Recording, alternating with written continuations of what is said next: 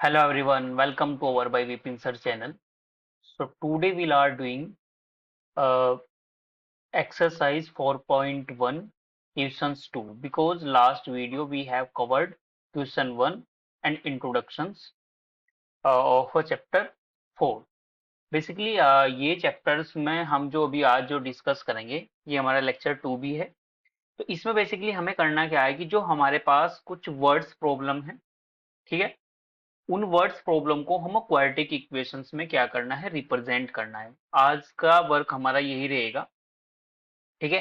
Basically कुछ statement दे रखे होंगे हमें, उन स्टेटमेंट को अंडरस्टैंड करके उनको क्वाड्रेटिक इक्वेशन में हमें क्या करना है, रिप्रेजेंट करना है, ठीक है। तो चलिए हम स्टार्ट करते हैं। फिर तो हमारे पास क्वेश्चन में बेसिकली बोला गया है कि represent the following situation in the form of quadratic equations, कि जो आपके पास ये सिचुएशंस दी हैं, इन सिचुएशंस को आपको क्वाड्रेटिक इक्वेशंस में रिप्रेजेंट करना। क्लियर है? तो चलिए हम यहाँ पे इसका स्टेटमेंट अंडरस्टैंड कर लेते हैं। फर्स्ट पार्ट का हमारे पास, ये हमारे पास यहाँ पे फर्स्ट पार्ट है, ठीक है। तो इसमें क्या बोला है, the area of a rectangular plot is 528 metre square. Means कि हमारे पास एक रेक्टेंगुलर प्लॉट है और उसका जो एरिया है वो 528 metre square. The length of the plot in meters is one more than twice its width. Means कि जो उस रेक्टेंगुलर प्लॉट की जो लेंथ है वो उसकी ब्रीथ की क्या है हमारे पास, ट्वाइस, ठीक है। We need to find the length and breadth of the plot. तो बेसिकली हमें यहाँ पे लेंथ और ब्रीथ नहीं फाइंड आउट करनी, ओनली इस सिचुएशंस को हमें क्वाड्रेटिक इक्वेशंस में रिप्रेजेंट करना है, ठीक है। तो फर्स्ट ऑफ ऑल तो हमें क्या करना पड़ेगा, इसकी लेंथ और ब्रीथ। एक्चुअली जब भी आपके पास ऐसी प्रॉब्लम आए तो आपको केयरफुल्ली अंडरस्टैंड करना है कि बेसिकली मेरे को लेट क्या करना होगा। मतलब इसमें जो आपके पास टू कंडीशंस होगी उसमें से जो फर्स्ट कंडीशंस होगी वो अपने अगर लेट कर ली तो सेकंड वाली फर्स्ट पे क्या होगी, डिपेंड हो। बट जब आप लीनियर वाला चैप्टर पढ़ते हो तो उसमें क्या होता है कि दोनों जो सिचुएशंस होते हैं, दोनों जो हमारे पास कंडीशंस होती है वो क्या होते हैं, दोनों सेपरेट होते हैं, मतलब इंडिपेंडेंट होते हैं। बट ये क्या होते हैं कि वन आपके पास जो मतलब कंडीशंस होगी वो सेकंड पे क्या करेगी, डिपेंड करेगी, ठीक है। तो हमें सबसे पहले इसकी लेंथ और ब्रीथ को देखना होगा, उसके बाद फिर हम अपने क्वेश्चंस के अकॉर्डिंग इसको क्वाड्रेटिक इक्वेशन में कन्वर्ट कर देंगे, ठीक है। तो चलिए हम इसका यहाँ पे सॉल्यूशन अंडरस्टैंड कर लेते हैं। बेसिकली इसका सॉल्यूशन क्या होगा हमारे पास, तो सॉल्यूशन में हम क्या करेंगे, देखिए हमने क्या किया है, यहाँ पे मैंने ये बना दिया अपना एक रेक्टेंगुलर प्लॉट और इसका जो एरिया है मेरे पास वो 500 कितना है, 28 मीटर स्क्वायर हमारे पास, ठीक है। अब ध्यान से अंडरस्टैंड करना, तो लेंथ है वो ब्रीथ पर डिपेंड कर रही है। जो इसकी लेंथ है वो किस पर डिपेंड कर रही है, ब्रीथ पे। तो मैं फर्स्ट ऑफ ऑल क्या लेट कर लूंगा, इसकी ब्रीथ लेट कर लूंगा, ठीक है। तो मैं ऐसे लिखूंगा यहाँ पे लेट द ब्रीथ। हमने ब्रीथ यहाँ पे लेट कर ली, हमारे पास जो ब्रीथ होगी, ठीक है। तो let the breadth of rectangular plot will be, वो मैंने लेट कर ली कि मेरे पास एक्स मीटर है। क्लियर है यहाँ तक बात? वो मेरे पास क्या है, एक्स मीटर है। मतलब मैंने जो उसकी ब्रीथ लेट कर ली वो कितनी लेट कर ली इसकी, मैंने वो मैंने लेट कर ली एक्स मीटर। यहाँ पे ये मेरी एक्स मीटर हो गई। क्लियर यहाँ तक बात? तो अब इसके बाद आप क्या करोगे, अब लेट कर लोगे इसकी यहाँ पे एंड, लिख लोगे एंड जो हमारे पास क्या है, हमारे पास जो इसकी लेंथ होगी, and the length of rectangular plot equal. अब ये ध्यान से अंडरस्टैंड करना, तो बेसिकली जो इसकी लेंथ होगी वो क्या होगी, तो ध्यान से देखो इसकी जो लेंथ है वो ब्रीथ का ट्वाइस है। ट्वाइस का मतलब उसका टू से उसमें क्या कर दो, मल्टीप्लाई कर दो ब्रीथ में। और वन मोर देन का मतलब उससे एक ज्यादा है। तो मैंने अपनी ब्रीथ में टू से मल्टीप्लाई की और वन मोर देन कर दिया, मीन्स वन मैंने इसमें क्या कर दिया, प्लस। तो ये क्या निकलेगी इसकी, ये लेंथ निकलेगी। ये ही इसमें बस केयरफुल्ली से आपको अपनी कंडीशंस जो है वो लिख लेनी है, ठीक है। तो अब हमें इसका एरिया दिया है तो हम यहाँ पे लिख लेंगे अकॉर्डिंग टू क्वेश्चन, इसको शॉर्ट में हम A2 भी लिख लेते हैं, ठीक है। तो अकॉर्डिंग टू क्वेश्चन में बेसिकली हमें दिया क्या है, हमें क्वेश्चंस में बेसिकली ये दिया है कि area of rectangular plot equal to, मेरे पास क्या है वो दिया मुझे 528 मीटर स्क्वायर। क्लियर है। तो रेक्टेंगल के एरिया का फॉर्मूला क्या होता है मेरे पास, length into breadth equal to 528। तो लेंथ मेरे पास कितनी है 2x प्लस 1, लेंथ है 2x प्लस 1 और इंटू ब्रीथ कितनी है मेरे पास x और इक्वल टू कितना है 520। इसको सिंप्लीफाई करोगे तो बन जाएगा 2x स्क्वायर प्लस x, ये प्लस का है, LHS साइड कॉल करोगे तो ये माइनस का हो जाएगा इक्वल टू 0। तो यही आपकी क्या होगी, यही आपकी क्वाड्रेटिक इक्वेशंस यहाँ पे निकले। ठीक है, बस केवल रिप्रेजेंट करना है, हाँ हमें इसके फैक्टर नहीं निकालने, मतलब एग्जैक्टली हमें लेंथ और ब्रेड्थ नहीं बताना, ओनली इसको क्या करना था क्वाड्रेटिक इक्वेशन में रिप्रेजेंट करना था। ठीक है, चलिए नेक्स्ट प्रॉब्लम की ओर बढ़ते हैं। इसमें क्या बोला है, the product of two consecutive positive integer is 306, we need to find the integers. तो बेसिकली इसने बोला है कि हमारे पास दो कंसेक्यूटिव पॉजिटिव इंटीजर्स है। तो first of all we understand कि what is a consecutive.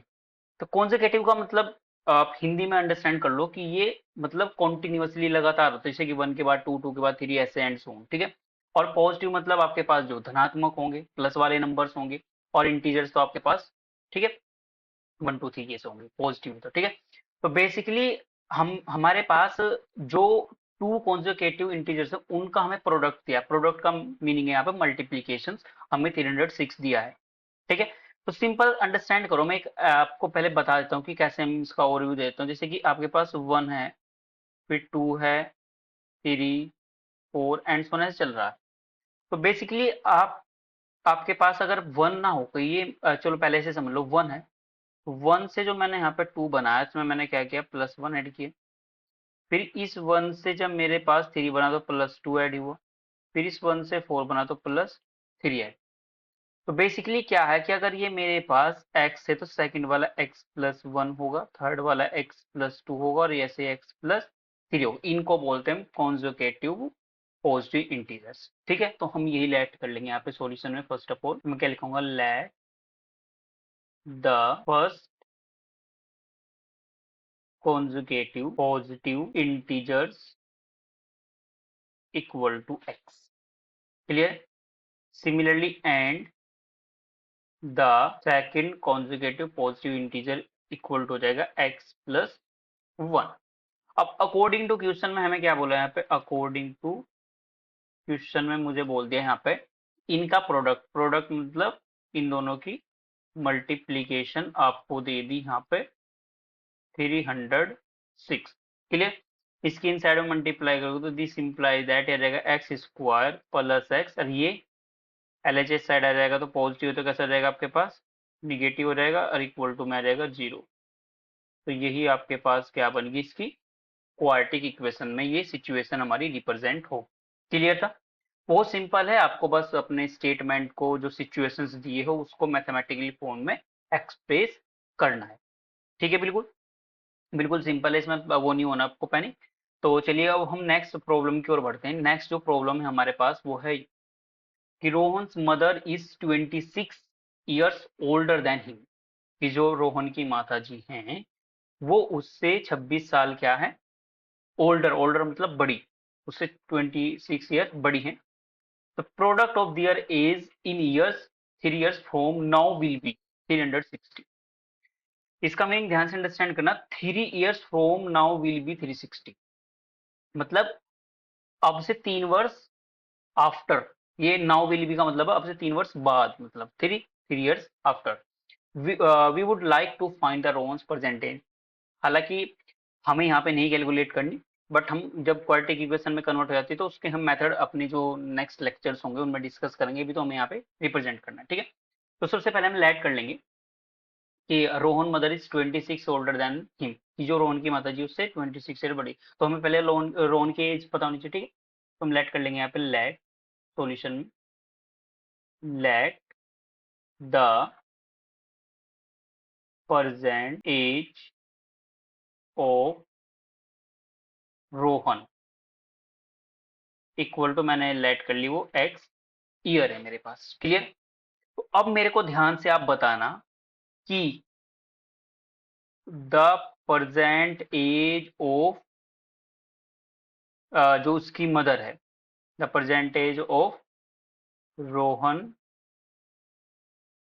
Mother equal, वो क्या हो। अगर हम उसकी माता जी की जो एज है वो बात करें, तो उसने क्या बोला है कि रोहन मदर्स 26 ओल्डर देन, मतलब रोहन की जो एज है उससे 26 ईयर ओल्डर देन। तो इसलिए हमें क्या करना पड़ेगा, इसमें प्लस करना पड़ेगा। बेसिकली जब भी ओल्डर आएगा तो प्लस होगा, यंगर होता तो माइनस हो जाता। ठीक है, अब हमें बोला है कि the product of their age in 3 years from now. इसने बोला कि अब से 3 वर्ष पश्चात, अब से 3 years आफ्टर दैट जो इनकी एज कैलकुलेट होकर आएगी, उनका प्रोडक्ट 360 आपको दिया है। ठीक है, तो हम दोनों की age 3 years after that calculate कर लेंगे, देन उनका क्या कर देंगे, फिर प्रोडक्ट हम कर लेंगे। चलिए, तो मैं यहाँ पे लिख लेता हूँ नाउ 3 years आफ्टर। तो मैं यहाँ पे लिख दूंगा द एज ऑफ रोहन, वो कितनी हो जाएगी, अगर सपोज अगर आपकी एज अभी 10 years है, तो मैं आपसे कह दूं कि 3 years बाद कितनी हो जाएगी, तो कितनी हो जाएगा 13 की हो जाएगी। तो ऐसे ही अभी एक्स है तो कितनी हो जाएगी, एक्स प्लस 3, वो यहाँ पे कैलकुलेट हो जाएगी ऐसे ही। And the age of Rohan mother, वो कितनी हो जाएगी, एक्स प्लस 26 प्लस 3, यानी कि इसको मैं लिख सकता हूँ एक्स प्लस 29। क्लियर यहाँ तक? बस अब क्या कर दो, अब इनका प्रोडक्ट कर दो आप, अकॉर्डिंग टू क्वेश्चन में बोला इनका प्रोडक्ट। तो मतलब x प्लस 3 करोगे आप, और इंटू में करोगे x प्लस 29, और इक्वल टू में कितना दिया है हमें यहाँ पे प्रोडक्ट इनका 360, राइट? कितना दिया है 360। तो x x के साथ करेगा तो एक्स स्क्वायर बन जाएगा, फिर x 29 के साथ करेगा तो 29x बन जाएगा, 3x के साथ करेगा तो 3x, और फिर 9 3 जा 27, और 3 2 जा 6, और 1 2 8। 3 9 से 27 होंगे, 2 कैरी चले जाएंगे, 3 2 या 6 और 2 8, और माइनस में मैंने बुला लिया इसको इधर, इक्वल टू में 0। क्लियर है तक बात? अब इसको करेंगे सिंप्लीफाई, तो बन जाएगा एक्स स्क्वायर प्लस में 32x माइनस में 10 में से 7 सब्ट्रैक्ट करोगे 3, यहाँ पे कितना बच जाएगा 15, 15 में से 8 जाए कितना बच जाएगा 7 और 2, और इक्वल टू में 0। यही आपके पास क्या निकलेगी इसकी क्वाड्रेटिक इक्वेशंस में, हमने इसको क्या कर दिया, रिप्रेजेंट कर दिया। क्लियर है यहाँ तक? अभी हम अपनी नेक्स्ट प्रॉब्लम की ओर बढ़ते हैं, जिसमें हमें बोला है, ये भी काफी ज्यादा इंपॉर्टेंट है। A train travels a distance of 480 kilometre at a uniform speed. Basically आपने साइंस में अंडरस्टैंड किया होगा यूनिफॉर्म स्पीड क्या होती है, मतलब कि जो ट्रेन है वो आपकी इक्वल टाइम में इक्वल डिस्टेंस ट्रेवल कर रही है, मतलब ऐसा नहीं कि वो कम ज्यादा हो रहा है, तो वो एक उसका जो वो स्पीड है वो कांस्टेंट है, मतलब ठीक है, यूनिफॉर्म स्पीड से एक समान चाल से वो चल रही है। If the speed had been 8 kilometre less, इसने क्या कहा कि अगर हम ट्रेन की स्पीड को 8 किलोमीटर कम कर दें, तो then it would have taken 3 hours more to cover the same distance. तो उसी सेम डिस्टेंस को, मतलब उसी सेम डिस्टेंस मींस 480 किलोमीटर को उसको कवर करने में 3 घंटे ज्यादा लग रहे हैं। तो we need to find the speed of the train. तो फर्स्ट ऑफ ऑल हमें पता होनी चाहिए कि ट्रेन की स्पीड क्या है एक्चुअल में, और फिर हमने उसकी 8 किलोमीटर स्पीड कम करके हम, मतलब जब उसकी स्पीड जो हमें पता होगी एक्चुअल में होगी, उसके रेस्पेक्ट में हम उसमें टाइम निकाल लेंगे, और फिर जब उसकी स्पीड को हम कम करेंगे उसके रेस्पेक्ट में टाइम निकाल देंगे, और फिर वहां से हम अपनी कंडीशंस को अप्लाई करेंगे अकॉर्डिंग जो क्वेश्चंस में हमें बोला है, तो वहां से हम क्वाड्रेटिक इक्वेशंस को जनरेट कर लेंगे। ठीक है, तो काफी ज्यादा इंपॉर्टेंट है, ध्यान से अंडरस्टैंड करना। सॉल्यूशन में मैं यहाँ पे लिख लूंगा लेट में मैं क्या लिखने वाला हूँ यहाँ पे, let the speed of train will be, वो मेरे पास हो जाएगी यहाँ पे x किलोमीटर पर आवर। हमने मान लिया कि वो x किलोमीटर पर आवर की स्पीड से ट्रेवल कर रही है। ठीक है, तो अब मैं यहाँ पे लिख लूंगा, जब मेरे को 480 किलोमीटर ट्रेवल करना है तो टाइम कितना लगेगा। अब आपको ध्यान से पता होना चाहिए कि जो स्पीड इक्वल टू होता है मेरे पास, वो डिस्टेंस अपॉन में क्या फॉर्मूला होता है, टाइम। तो अगर मेरे को यहाँ से टाइम कैलकुलेट करना है तो मेरे पास क्या रहेगा यहाँ पे, डिस्टेंस अपॉन में स्पीड। ठीक है, तो मैं ये लिखूंगा यहाँ पे, so time taken to travel a distance 480 kilometre by train equal to, तो डिस्टेंस कितना है मेरे पास 480 किलोमीटर और स्पीड कितनी है मेरे पास x, ये बन गई। अब क्वेश्चन में बोला है कि अगर इसकी स्पीड को हम 8 किलोमीटर पर आवर क्या कर दें, कम कर दें, लेस कर दें, तो तब क्या होगा। तो मैंने लिख दिया यहाँ पे, now speed of train will be 8 kilometre per hour less, so then the speed of train will be x minus 8 kilometre 8 kilometre per hour यहाँ से कैलकुलेट होकर जाएगी। तो अब भी इसने बोला है कि सेम डिस्टेंस ट्रेवल करना, तो अब टाइम निकाल देंगे हम यहाँ से। अब भी तो टाइम निकालना पड़ेगा ना कि कितना अब ये ट्रेवल कर रही है। ठीक है, तो हम लिख लेंगे यहाँ पे, time taken to travel a distance 480 kilometre by किससे, ट्रेन इक्वल टू, तो डिस्टेंस तो 480 किलोमीटर है बट स्पीड क्या हो जाएगी x माइनस 8। क्लियर। तो अब ध्यान से अंडरस्टैंड करना, अकॉर्डिंग टू क्वेश्चंस, अब यहाँ से काफी ज्यादा इंपॉर्टेंट बात स्टार्ट होगी। यहाँ पे बच्चे बहुत कंफ्यूजन होते हैं। ठीक है, तो बेसिकली कंफ्यूजन नहीं होना।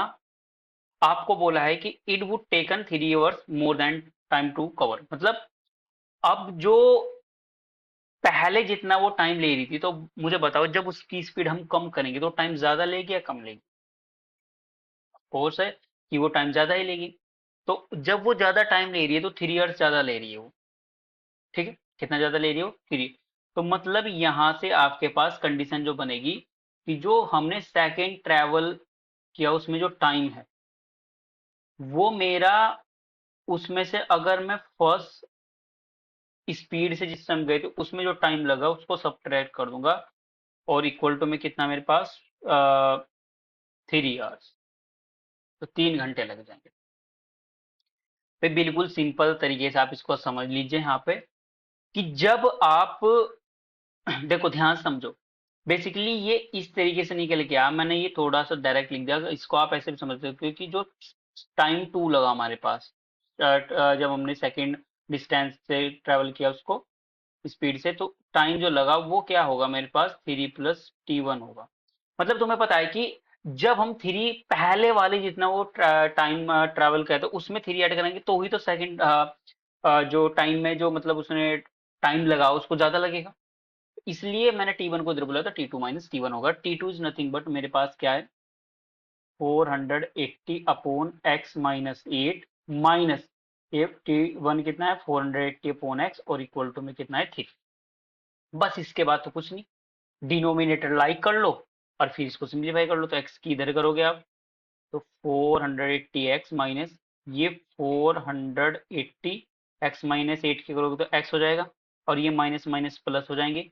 यहाँ पे 8 0 0 8 8 64 6 कैरी चले जाएंगे। ठीक है, और 6 8 4 32 तो कितना जाएगा 38, और अपॉन में कितना जाएगा आपके पास x इंटू एक्स माइनस 8 और इक्वल टू में आपके पास 3। तो ये टर्म तो इससे कैंसिल आउट हो जाएगी आपके पास। तो आपके पास क्या बनेगा 340, मैंने इसकी भी चलो लिख देता हूँ 340 3000 840 और x इंटू एक्स माइनस 8 और इक्वल टू 3। अपॉन में बन गया क्रॉस मल्टीप्लाई की, तो 3 इंटू ये एक्स इसमें मल्टीप्लाई करो तो एक्स स्क्वायर माइनस 8x और ये बन जाएगा 384। ठीक है जी, यहाँ तक क्लियर। अगर आप इसे 3 से डिवाइड करोगे तो 3 1 जा 3, फिर 3 2 जा 6, फिर 2 इधर चले जाएंगे, 3 8 जा 24 और 0। तो सिंप्लीफाई करोगे तो this implies that x square minus 8x, और ये प्लस का इधर आ जाएगा तो माइनस का जाएगा, और इक्वल टू में क्या आ जाएगा 0। तो ये आ गई इसकी क्वाड्रेटिक इक्वेशंस। क्लियर है? बेसिकली आपको ध्यान से क्वेश्चंस को अंडरस्टैंड करना है, उसके स्टेटमेंट को समझना है। ठीक है? जब स्टेटमेंट आप समझ लोगे ना तो बेसिकली सिंपल है आपके पास कि उसमें क्या हो जाएगा आपके पास, बिल्कुल आप उसको फिर इजीली सोल्व करोगे। ठीक है? बाकी प्रैक्टिस करोगे तो उतना ज्यादा रिजल्ट आपको देखने को मिल रहा होगा। So I hope you understand it well. Best of luck.